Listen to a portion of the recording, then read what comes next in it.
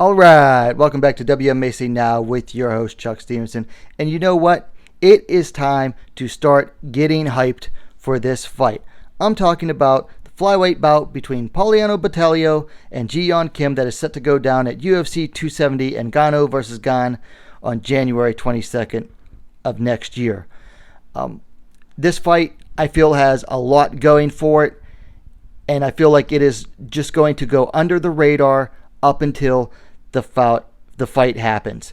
Now, I made a hype video for Kim versus McCann, and that fight ended up being an absolute banger, winning Fight of the Night honors, and I would not be surprised if this one is an absolute banger too, just based on the stylistic matchup and how these two like to fight.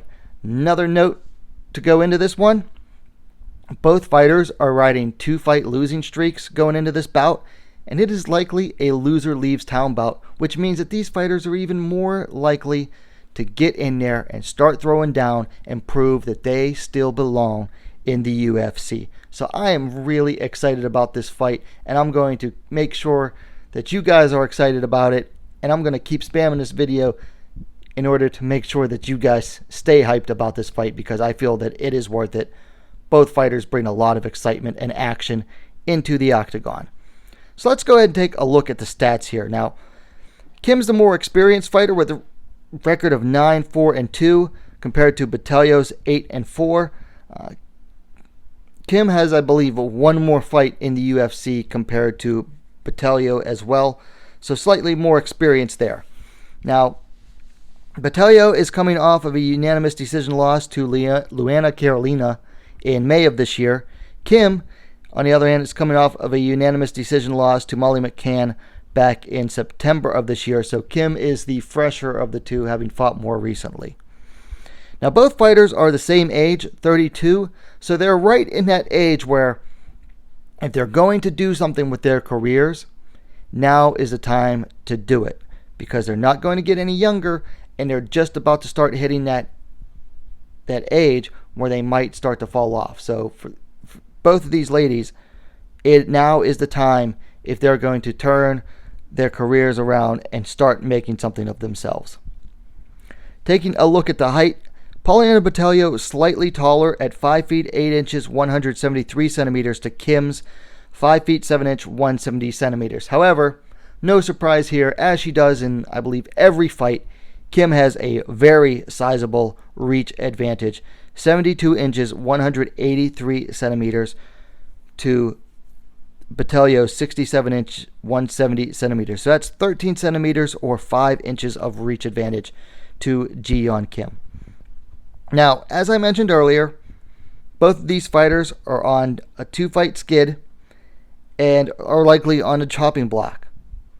Now, when a fighter is on a chopping block, that makes them a very dangerous fighter, because nobody wants to get cut from the UFC, and they know that they need to go out there and win. Now, some fighters will play it safe and they'll just go for the easiest win possible. They'll grind out a decision. However, if you've watched these two ladies fight, you know they are not grinders. They're going to go out and they're going to look to beat on each other. Another neat fact here: both of these fighters made their UFC debuts in 2017, so they've both been in the UFC for about the same amount of time. Now, let's talk about the stylistic matchup here. Now, Botelho, she likes to throw kicks. I mean, you know, whether it's a push kick, a teep, a kick to the side, low kicks, she loves to throw kicks. And often, she likes to lead with her kicks. She'll throw a kick first and then throw another one before she throws a punch. So she's very much has a kick forward game. Kim, on the other hand, prefers boxing to everything else. You know, that was her start. She was a pro boxer before she switched to MMA, and that is her bread and butter. And sometimes it's to her detriment. She has okay kicks herself, but she often ignores them. I can't remember the last time I saw her throw, you know, more than 1 or 2 low kicks in a fight. But she does have the ability and the flexibility to throw decent kicks. She just never uses them. Now, sticking on Botelho's kicking game, you know, her kicks often hit, But contrasting that with her punches are wild and wide. And I mean, they go wide.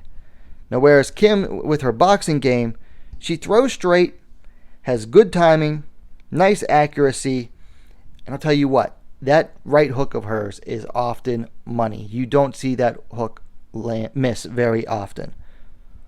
Now, how they prefer to fight as far as, using the octagon. Well, now, Botelho, she prefers to pressure. She does best when she is moving forward and pressuring her opponents. She does not respond well to being pressured and does not fight well off of the back foot. We've seen that in several fights, notably the Lauren Mueller fight. Anytime Mueller was able to pressure her, Mueller was doing really well. Whereas as soon as Botelho was able to turn the tides and pressure, that's when she got back into her groove. Now, Kim, on the other hand, she likes to counter. Now, she does well moving forward, but she has a habit of waiting on her opponent to throw first, and then she'll throw in response. Sometimes it's a good thing because she has decent head movement. Sometimes it works against her because judges often just don't credit counter strikers as much as they should.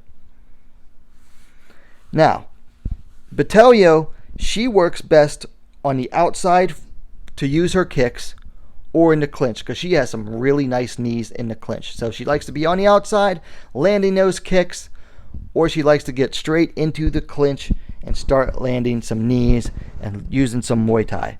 Kim, on the other hand, she works best either on the outside when she actually decides to use her reach, or she works best in the pocket where she likes to land some more shorter punches, just their jab and using that hook a lot more.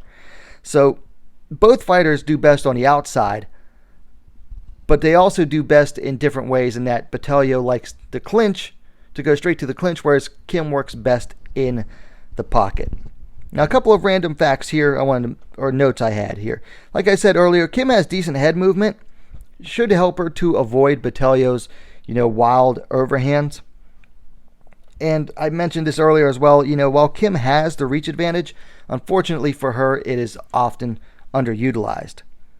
Now, neither of these two are prolific ground fighters. That's why you haven't heard me bring it up until now. I will say that Botelho is the most likely to try to take this fight to the ground if it goes there. And if she does, she's going to try to utilize a body lock takedown. That seems to be her go-to when she tries to take her opponents down. Having said that, I don't see this fight really going to the ground unless Botelho really feels it's going against her, and then she'll try to take it down.